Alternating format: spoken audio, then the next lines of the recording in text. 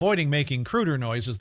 And the Bilderbergers met. This is always that meeting of global elites who, if they feel like it, invite some of the politicians. But if you notice in the background between what's going on in the U.S. elections and the Brexit, the one-worlders are all shuttling around, Henry Kissinger being one of the most notable of them, telling these new candidates and people coming in and all of the elections how it's really going to be. This is where the determination of global policy is made at meetings such as the Bilderberger and elsewhere, not in the arena of public debate. The public debates are then staged in such a way as to direct populations to certain outcomes. I'm sorry if you don't like that, but that's how it's truly working today. I don't know if you noticed it or not, but the tone of Donald Trump's speeches is changing. And recently, Donald Trump met with Henry Kissinger, who I am sure told him exactly how it was going to be when he was elected president. What they do is they allow all of these political officials, whether liberals or conservatives, room to bounce around in a rubber room, so to speak, and implement a few policies here and a few things there that are favorable to their ideas. But when it comes to this whole onward push towards a global arrangement, that is not permitted.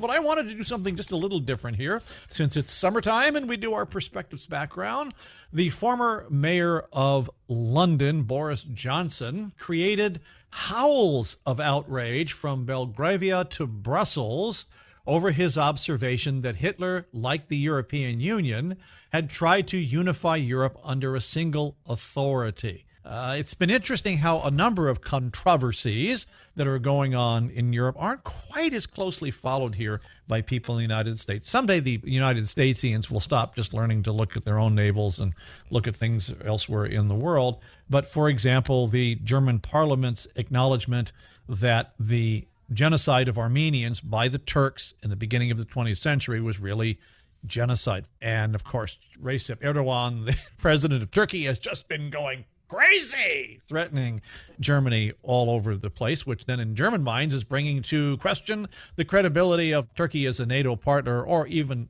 a potential member of the European Union. And Boris Johnson's row has likewise been doing that. But what most people miss has been the testament of history that the Nazis did have a plan for unifying Europe, and they had a post-war plan for unifying Europe, and that many of the second-tier Nazis who didn't get prosecuted at Nuremberg but rather escaped merged into that new plan, remembering that regional unification is the next step to global governance. Our good friend Dr. Dennis Cuddy, former senior associate at the U.S. Department of Education, is back with us. Numerous books about how globalism actually works, along with a book called The Secret Nazi Plan. And Dennis, did you happen to notice that Donald Trump was having a meeting with Henry Kissinger? And I said, oh, he's being taken to the woodshed. I know what's going on here. Just like they did Reagan to persuade him to nominate George H.W. for VP. So that he would have a handler, in other words. Yes, I remember he was very happy the first 3 days of the convention in 80, and then he came on Thursday when he was going to announce his VP, and I remember he had this really serious look on his face and said, uh-oh, and that when he nominated George H.W. and the camera switched to Bush, and he was rolling his hands around like some, silent film villain, like that. And come to find out later, he had had a visit from Kissinger the night before Reagan had. So basically, Kissinger delivered him, the riot act. Said, you want to be president or you want to go bye-bye? And so what we're going to see in Donald Trump will be all of these things that carried him through so far as being an outsider who's rebelling, but he will be brought to heel by the globalist and moneyed powers that be. Oh, yeah, he's already indicated he wants an insider for VP. You have to remember that he only got into this after having a talk with Bill Clinton. Bill Clinton persuaded him to run as a Republican, sort of like Wendell Willkie in 1940. What game do you think's going on? I almost get the feeling this whole thing's contrived. Sure it is. Yeah, of course. The scenario it's multifaceted. So we don't run out on time. I just wanted to go down that side trail because I began noticing who of all of the conservative media and the liberal media, you have both Fox and MSNBC, were going to the Bilderberg meetings, and then Kissinger met with Trump. And you always see the globalist one-worlders always shuffling around right in the background. And Kissinger seems to be the delegate who shows up all the time. Yeah, his Nazi agent. Well, he was an important part of the Nazi plan. He was at Oberammergau, and he was a Nelson Rockefeller fellow. He was a private at the time, but he was one of them who screened and cleared and assisted the Nazis in their escape. Funny you should mention that. How's that for a radio show? Funny I should think. Recently, Boris Johnson, the former mayor of London, who is an outspoken proponent of the Brexit, he would like to see Great Britain leave the European Union. He made an analogy recently when he said, well, Hitler tried to get a unified Europe going. The Nazis really did have a plan, didn't they, for post-World War II, whether they won or lost? Yeah, they did, and they do. It's coming to fulfillment. The comparison that you were talking about from Britain fit with Goebbels and Goering. They all, not all, but most of them made these speeches. For example, they would call it the European Economic Area, is what they would call it at first, and then it became, the European Coal and Steel, and then eventually coming to become European Economic Union, and then the EU eventually. Now, the plan originally in the 20s sort of surfaced from Jean Monnet, but the Nazis quickly picked that up. One of the key people who actually implemented the secret Nazi plan wasn't so much Hitler. Hitler was sort of a figurehead. It was people like Martin Bormann, the head of the party, Nazi Party, and some of the German general staff. And the key individual would be Kaltenbrunner, General Kaltenbrunner. There were others. But Kaltenbrunner was head of Interpol, and then he saw to it that Alan Dulles, who had worked with the Nazi SS officer Paul Dickhoff, one of Himmler's boys, became head of Interpol in 1968. The timing was important. What they would do is there were two main phases to this plan, which is coming to fulfillment now. But they would use people's natural desires. For example, they would use Nelson Rockefeller's anti-communist desire to sort of persuade him to work with them, which he did. And Nixon was politically ambitious, so they would use his natural ambition. So, for example, a Romanian Nazi named Malaxa in 1946 comes over here to not New York or Chicago, but Little Whittier, California, and puts up $2 million, which in today's money would be about $20 million for this young lawyer named Richard Nixon to run for Congress. And their hope, the Nazis' hope, would be that he would eventually become a senator and vice president. And he was elected in 1968, which is the year that the same Paul Dickhoff, who started working with Alan Dulles in 1942, became head of Interpol, just like Kaltenbrunner had been during the Second World War. Same thing with the BIS, the Bank for International Settlements. Even though it was an American named Thomas McKittrick who was head of it during the Second World War, the Nazis really controlled it, and they gave their okay to McKittrick, and he worked with him.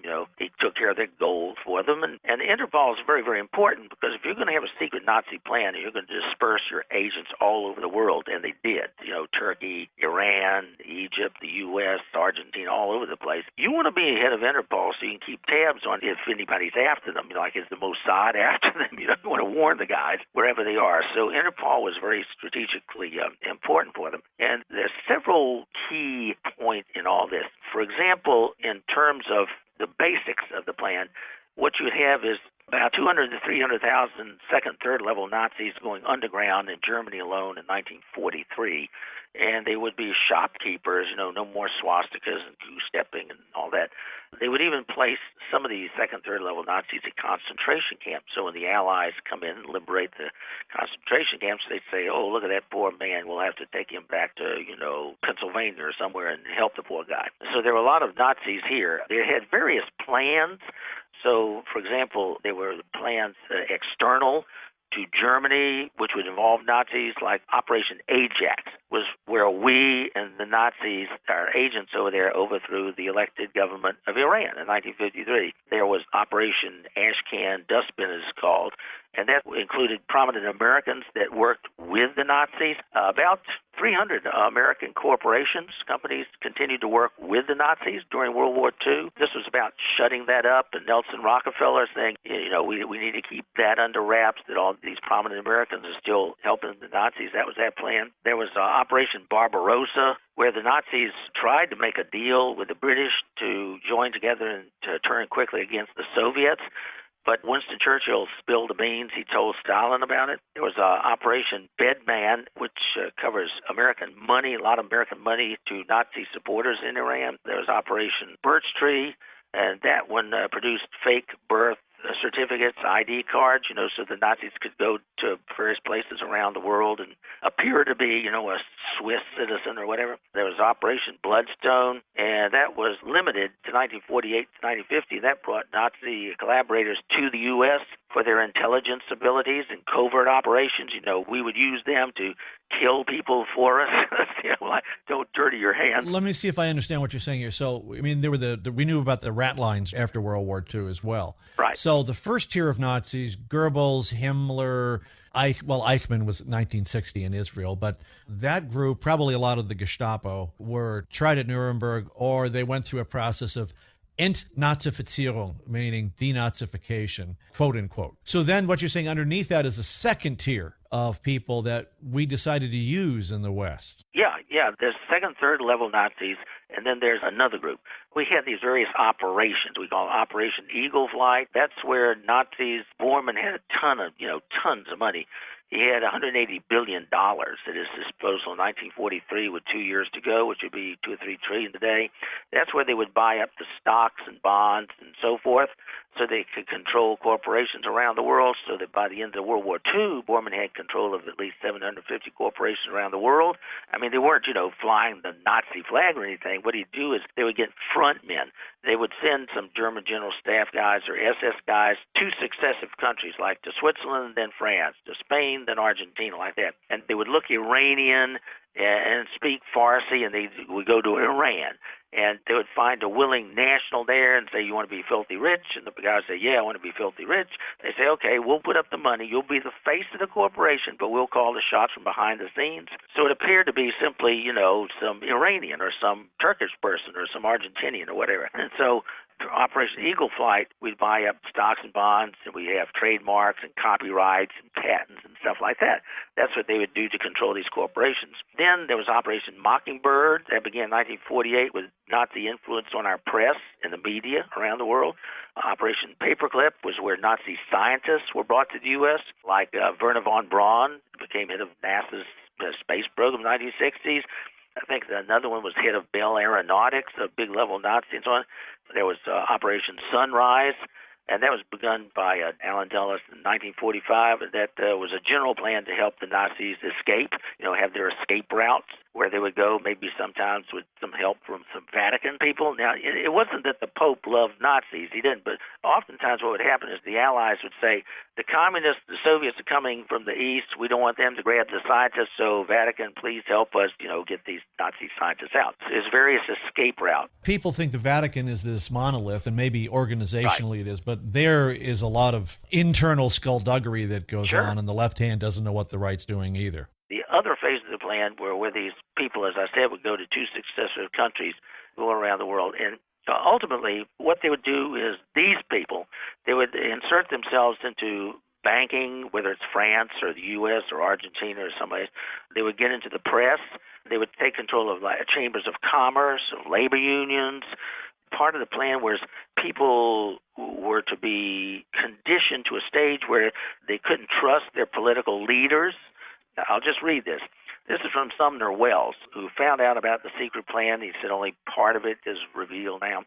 He says, these guys are being trained to appear as men of large commercial or financial interests who will be able to dispose of considerable amounts of capital derived from the reserves which the German General Staff has already during the past years deposited under one guise or another in neutral countries. Each agent will be able to cultivate a circle of indirect and unknowing accomplices, nationals of the country where he is stationed, who can determine opinion, control industrial production, and influence the results of elections. So you get an idea, like the American election, like today, that sort of stuff, or in England, whatever. So it's a really comprehensive plan they had developed, controlling and bringing off. They said in 2 generations, the plan would come to fulfillment. They had allied with the Muslim Brotherhood beginning in the 1930s, so all this ISIS stuff, Middle East crisis is all part of it, and it's coming to fulfillment today. How did they more